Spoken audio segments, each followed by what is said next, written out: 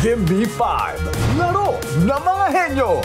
Starts in 1, 2, 3, 4, 5. Ito ang pautakan ng mga henyo.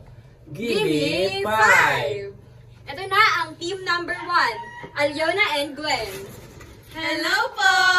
Magkapatid ba kayo? Yes po. Anong pinagkakabisihan yung dalawa? TikTok po.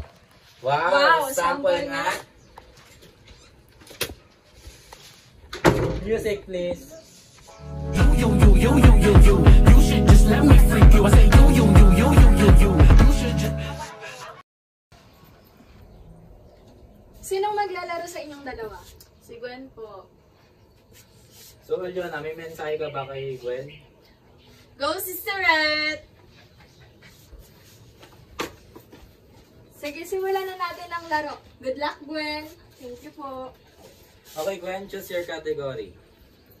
Rules, entrepreneurship, process, or business plan. Business plan. Okay, magbigay ng 5 parte ng business plan na may letter P. Your timer starts now. Introductory page. Introductory page. Tama. Organizational plan. Organizational plan.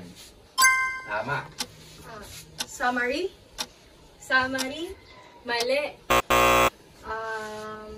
Go, sis! Marketing plan. Marketing plan. Tama. Appendix. Appendix. Tama. Organizational plan. Production plan. Production plan. Tama. Yay! Congratulations, Gwen and Alyona! Nakakuha kayo ng 5 correct answers. Nanalo kayo ng 15,000 pesos. Yay!